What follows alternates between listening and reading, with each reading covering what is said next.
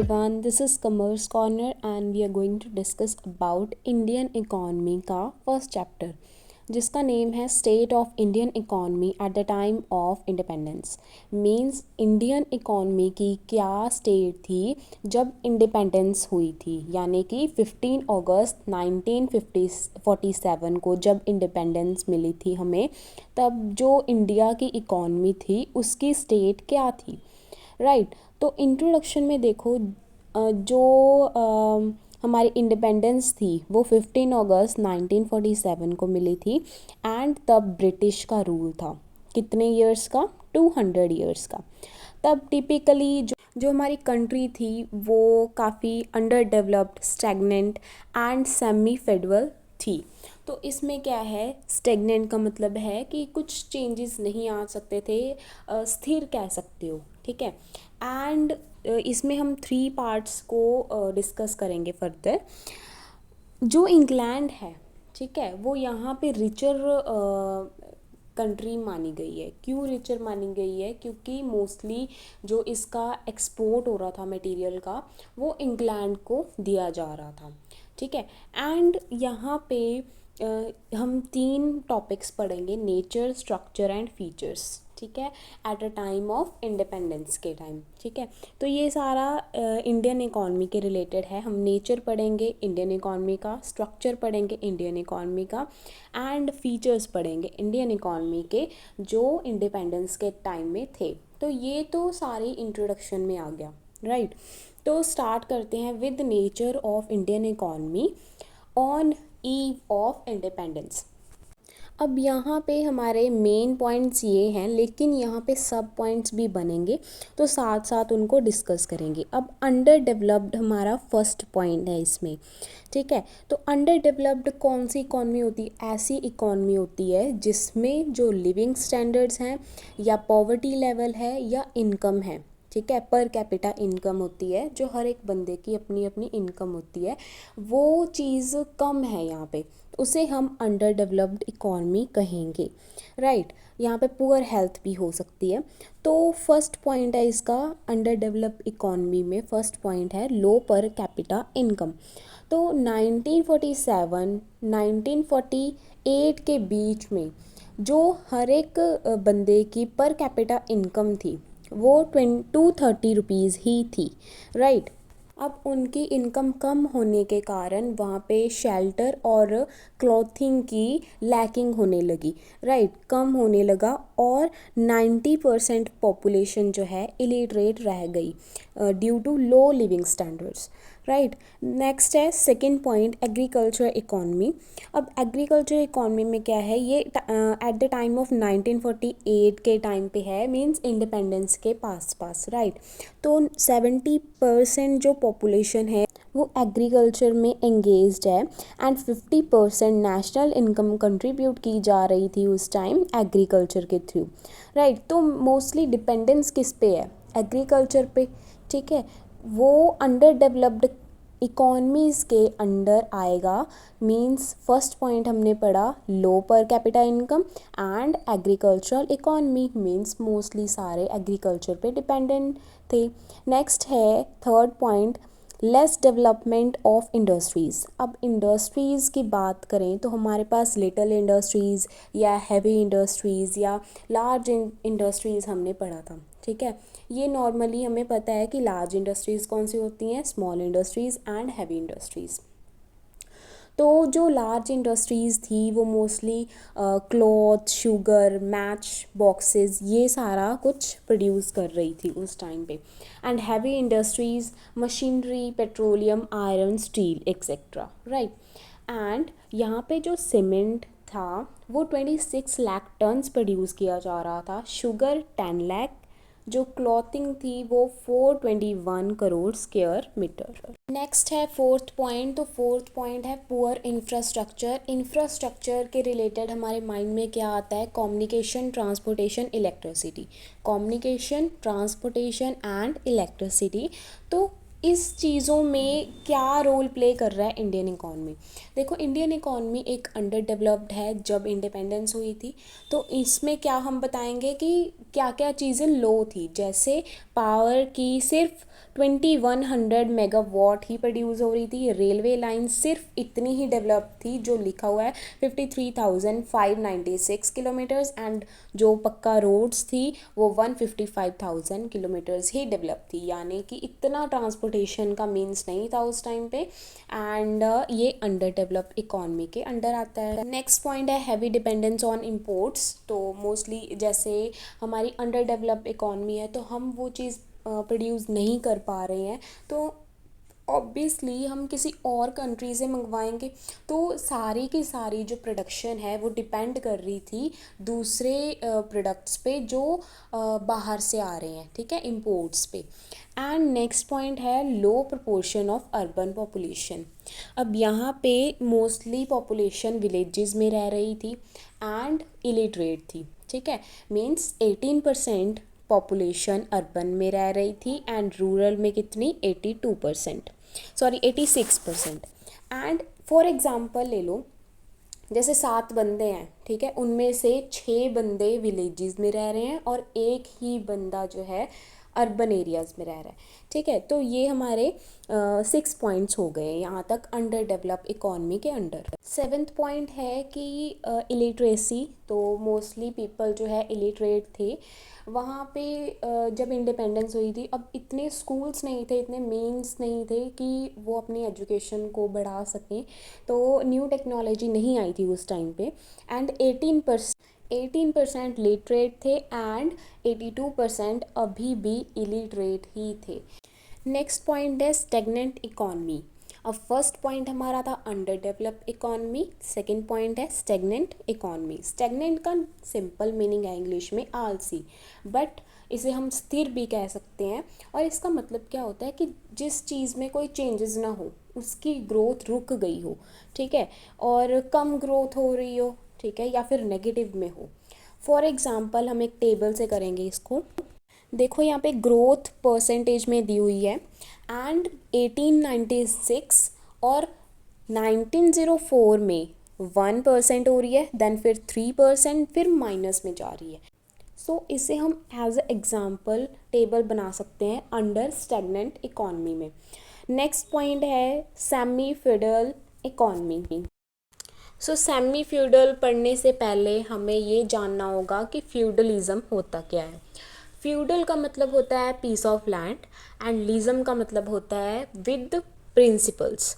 Okay, तो यहाँ पे क्या होता था कि जो किंग है वो अपना लैंड किसी और को देता था, लाइक नॉबल्स को, एंड वो अपना लैंड फर्दर नाइट्स विजल को देता था एंड देन प्रोटेक्शन किसे मिलती थी, पीजेंट्स को। तो ऐसे ऐसे करके उन्होंने फर्दर देना शुरू किया। इन रिटर्न उन्हें सर्विसेज दी जाती थी, ठीक है, मनी या सर्विसेज। और यहाँ पे जो सेमी फ्यूडल इकॉनमी है उसमें क्या है, ना ही ये होली फ्यूडल है और ना ही इसमें कैपिटलाइज्ड सिस्टम है प्रॉपरली। तो इसे हम सेमी फ्यूडल इसलिए कहेंगे क्योंकि यहाँ पे हम ज़मींदारी सिस्टम फॉलो करते हैं।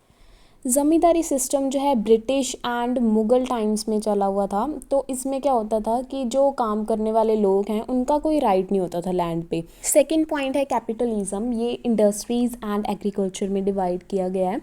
तो जो कैपिटलाइज्ड इंडस्ट्रीज़ थी, कैपिटलाइज्ड इंडस्ट्रीज़ यानी कि जो जैसे मशीनरी है वो फर्दर किसी और प्रोडक्ट को बनाने में काम आ रही है, ठीक है।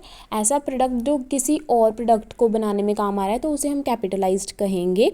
जैसे cotton, textile, jute, iron, steel, sugar and sugar. तो ये सारी इंडस्ट्रीज़ कैपिटलाइज्ड इंडस्ट्रीज़ थी, वो स्टैब्लिश्ड हो चुकी थी और large amount of foreign capital जो है वो इन्वेस्ट की गई थी इन दीज इंडस्ट्रीज़, ठीक है।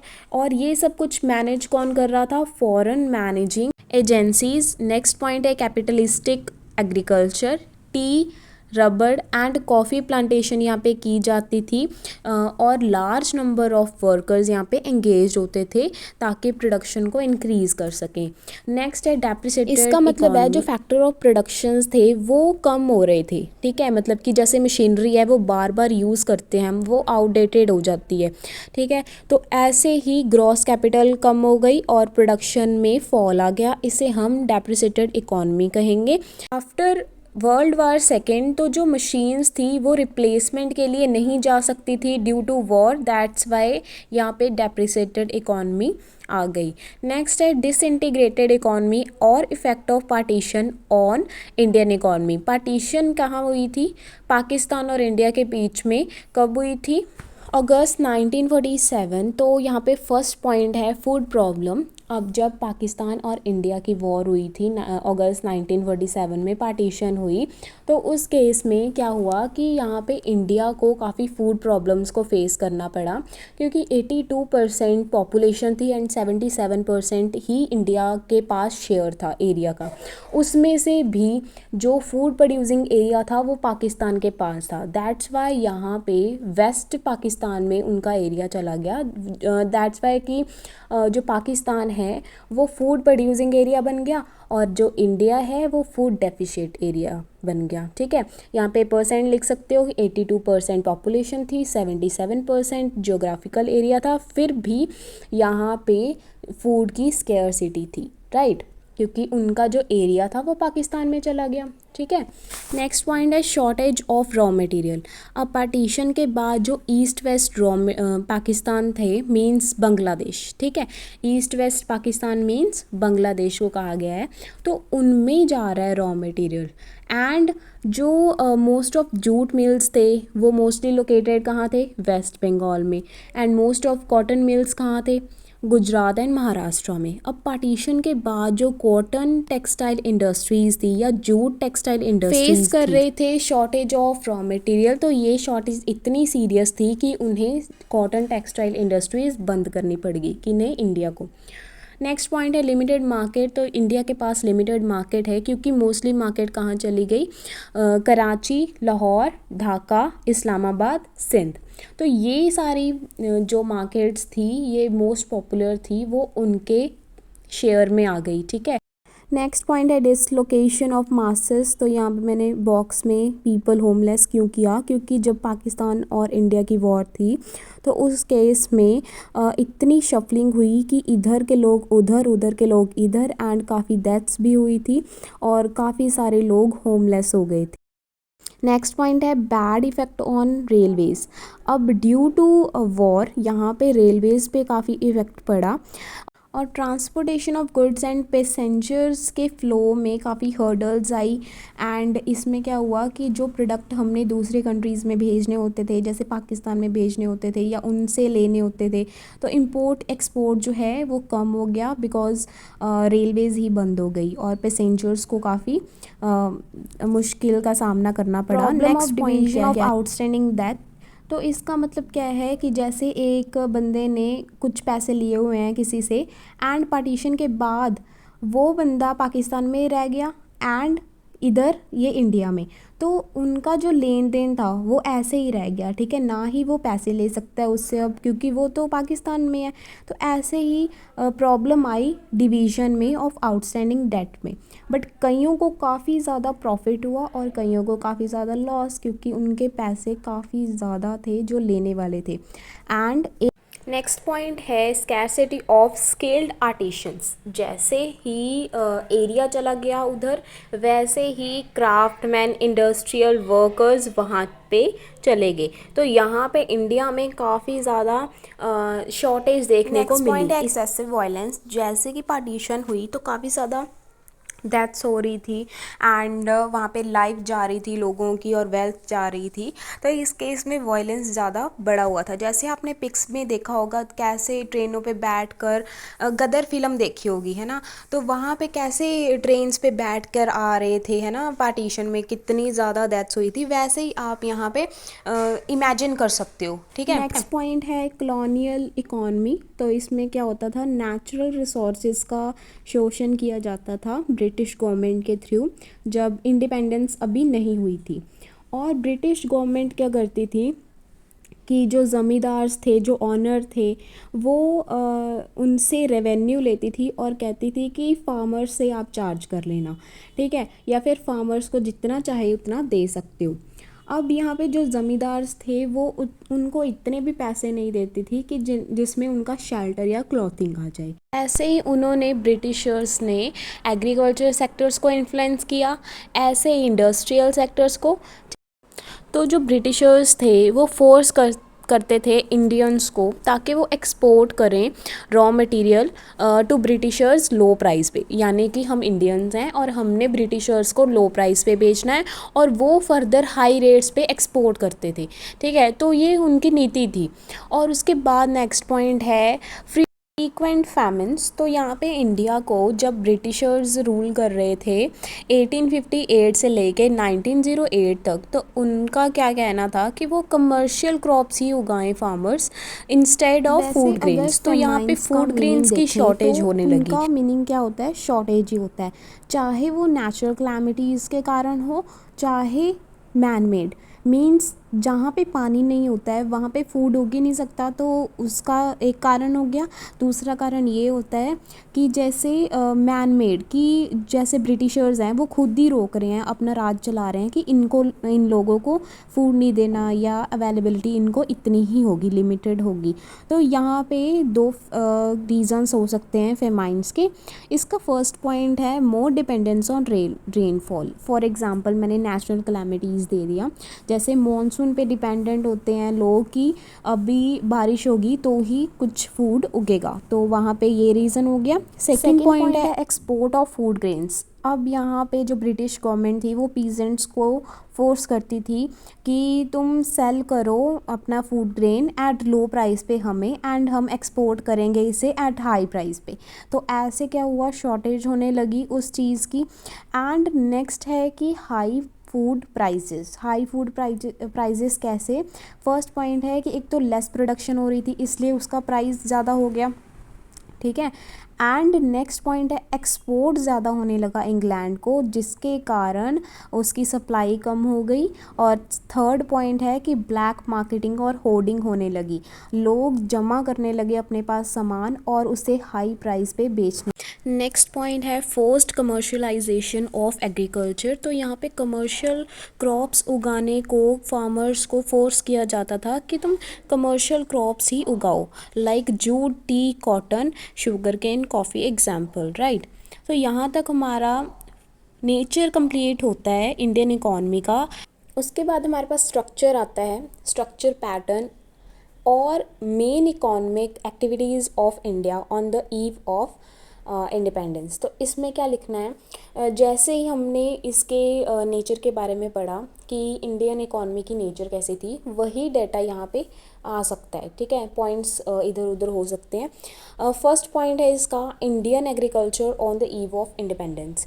अब यहाँ पे क्या लिखना है, एग्रीकल्चर के बारे में आएगी सारी बातें। सबसे पहला पॉइंट, फर्स्ट पॉइंट है लेस एग्रीकल्चरल प्रोडक्शन। तो जो प्रोडक्शन थी वो डिमांड से बहुत कम थी, जो डिमांड की जा रही थी उतनी नहीं प्रोडक्शन हो पा रही थी, क्योंकि 1947 के टाइम में सिर्फ कल्टीवेशन लैंड जो था 30 करोड़ था, एंड ये प्रोड्यूस कर रहा था 527 lakh tons of food grains and 64 lakh tons wheat and 170 lakh tons of rice. यानी कि सबसे ज़्यादा पैदावार किसकी हो रही थी, फूड ग्रेन्स की, जो बाहर जा रहा था, एक्सपोर्ट हो रहा था। तो जो फार्मर्स के पास क्या रह गया, कुछ भी नहीं ना। 64 टन्स की वीट, राइस, ऐसे चीज़ें रह गई, फूड ग्रेन्स तो एक्सपोर्ट हो गए। सेकेंड पॉइंट है बैकवर्ड एग्रीकल्चर। तो यहाँ पे जमींदारी सिस्टम था, क्योंकि जो ज़मींदार होते थे, वो जो फार्मर्स होते थे, उनको इतने पैसे नहीं देते थे कि उनके क्लोथिंग शेल्टर्स आ सके, ठीक है। एंड उनका ही राइट था जो कल्टिवेटेड लैंड था। तो यहाँ पे किसकी किसकी प्रोडक्टिविटी हो रही थी या प्रोडक्शन हो रही थी, उसका डाटा आप ऐसे ही लिख सकते हो। नेक्स्ट पॉइंट है less utilization of agricultural inputs. अब जो इनपुट्स थे लाइक इरिगेशन फैसिलिटीज़ होती हैं, फर्टिलाइज़र, सीड्स, इनका जो यूज़ था बहुत कम हो रहा था। तो इसलिए ही जो एग्रीकल्चर है वो काफ़ी ज़्यादा अफेक्ट हो रही थी। कमर्शलाइजेशन ऑफ एग्रीकल्चर, अब कमर्शियलाइजेशन हमने लास्ट पॉइंट किया उसमें नेचर में। कमर्शियलाइजेशन क्या होता है कि जो ब्रिटिशर्स हैं वो उन्हें कहते हैं कि कमर्शियल क्रॉप्स उगाओ फार्मर्स को, ठीक है, पीजेंट्स को, जैसे इंडिगो, कॉफ़ी, जूट एक्सेट्रा, ठीक है। नेक्स्ट है land tenure system. Land tenure system वही जमींदारी सिस्टम, इसमें एग्जांपल दे सकते हो जमींदारी सिस्टम की। नेक्स्ट है रूरल इंडेप्टनेस। अब इसमें क्या होता है, जैसे जो एग्रीकल्चर है वो डिपेंड करती है मॉनसून पे। अगर मॉनसून ही अच्छा नहीं रहा तो उनकी प्रोडक्टिविटी कम होगी, प्रोडक्शन कम होगी एग्रीकल्चर की। तो इस केस में वो इस चीज़ को फेस कर सकता है, ठीक है। एंड अगर उसने लैंड रेंट पे लिया है तो उसका रेंट देना उसके ऊपर बर्डन बन जाता है। स्ट्रक्चर पैटर्न का सेकंड पॉइंट है इंडियन इंडस्ट्रीज़। अब सबसे पहले हमने इंडियन एग्रीकल्चर पढ़ा था जिसमें 6 to 7 पॉइंट्स आ रहे थे, और सेकंड पॉइंट है Indian industries. Limited growth of consumer goods industries, यानी कि यहाँ पे इंडिया में इतनी डेवलप्ड इंडस्ट्रीज़ नहीं थी कंज्यूमर गुड्स की, like sugar, match sticks. And यहाँ पे सिर्फ प्रोडक्शन कितनी हो रही थी, ये जो लाइंस लगी हैं इसमें से आप डाटा लिख सकते हो। 421 करोड़ यहाँ पे क्लॉथ का डाटा है, 10 lakh tons sugar, 26 lakh ton cement. ये डाटा हमने पहले भी पढ़ा हुआ है तो ये रिपीट हो रहा है, ठीक है। नेक्स्ट पॉइंट है मैनेजिंग एजेंसी सिस्टम। तो जो ब्रिटिशर्स थे उनका कंट्रोल चल रहा था, उन्होंने क्या करा, एक मैनेजिंग एजेंसी बनाई ताकि वो अदर यूनिट्स को कंट्रोल कर सकें। ये कब हुआ था, at the time of independence. ये क्या था, स्ट्रक्चरल पैटर्न है ऑफ इंडियन इंडस्ट्रीज़ का। नेक्स्ट है लैक ऑफ गवर्नमेंट पैट्रोनेज, मतलब गवर्नमेंट का कोई सपोर्ट नहीं था अगर आप इंडिया में इंडियन इंडस्ट्री बना रहे हो तो, ठीक है। एंड नेक्स्ट है बायस्ड टैरिफ पॉलिसीज़।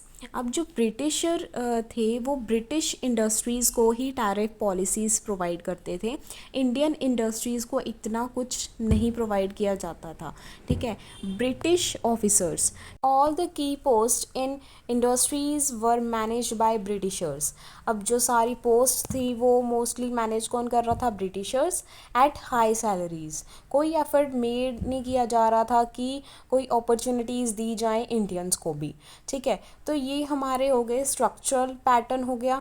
फिर उसके बाद मेन फीचर्स आ जाते हैं, ये सारा वही दोनों का मिक्सचर है। जैसे स्टेगनेंट इकॉनमी करी हमने कि जिसमें चेंजेस नहीं किए जा सकते हैं, ठीक है, वो चीज़ करी। उसके बाद बैकवर्ड इकॉनमी करी जिसमें उसकी पर कैपिटा इनकम के बारे में जो हमने फर्स्ट नेचर में पढ़ा था। फिर उसके बाद प्रॉब्लम ऑफ पॉपुलेशन, यानी कि कितना प्रेशर है पॉपुलेशन का ऑन लैंड पे, वो भी पॉइंट किया है हमने। फिर प्रॉब्लम ऑफ पॉपुलेशन, यहाँ पे उसका डाटा वही चीज़ आ गई, थर्ड वाला पॉइंट मैंने रिपीट कर दिया, ये इसके साथ डाटा के साथ लिखना है ये। उसके बाद बैकवर्ड एग्रीकल्चरल इकॉनमी, इसमें लिखना है कि ये जो 50% है, 72% है, ये भी हमारा नेचर के बीच में ही कवर हो रहा है। मीन्स हमारी जो प्रोडक्टिविटी है कितने हेक्टेयर हो रही है, या वीट की, राइस की प्रोडक्टिविटी कितनी हो रही है। नेक्स्ट है कि इंडस्ट्रियल बैकवर्डनेस। अब यहाँ पे जैसे बेसिक हैवी इंडस्ट्रीज़ थी, और यहाँ पे कौन सी चीज़ें प्रोड्यूस की जा रही हैं mostly. For example Tata iron and steel industries, तो इसकी एग्ज़ाम्पल दे सकते हो। फिर उसके बाद नेक्स्ट पॉइंट है less development of economic overhead capital. तो इसमें लिखोगे जो हमने रोड इंफ्रास्ट्रक्चर के बारे में पढ़ा था नेचर में ही, जैसे कम्युनिकेशन, ट्रांसपोर्टेशन, इलेक्ट्रिसिटी की कितनी जनरेशन हो रही है, ठीक है। जैसे रोड्स कितने डेवलप हुए हैं, या फिर पक्का हाउसेस, या फिर जो पावर है कितनी 2100 मेगावाट की जनरेट हुई है। ये सारी चीज़ें यहाँ पे रिपीटेडली लिख सकते हो। नेक्स्ट पॉइंट है 7th point, low rate of capital formation. तो कैपिटल फॉर्मेशन बहुत कम थी उस टाइम पे, और हार्डली 7% ही सेविंग हो पाती थी। टोटल कैपिटल फॉर्मेशन जैसे पब्लिक सेक्टर है वो कंट्रीब्यूट करता था 20%, एंड 80% वो प्राइवेट सेक्टर करता था, ठीक है। नेक्स्ट 8th पॉइंट है नेक्स्ट पॉइंट है 8th point, limited foreign trade. इसमें फर्स्ट पॉइंट है volume of foreign trade, means India कितना इंपोर्ट कर रही थी, कितना एक्सपोर्ट कर रही थी। इसमें लास्ट वाला डाटा लिख देना कि 1947-48 में जो फॉरेन ट्रेड था वो एस्टिमेट किया गया 792 करोड़, जिसमें से 403 करोड़ एक्सपोर्ट किया जा रहा था और 389 करोड़ इंपोर्ट। ठीक है, तो यहाँ तक हमारे टॉपिक कंप्लीट होते हैं।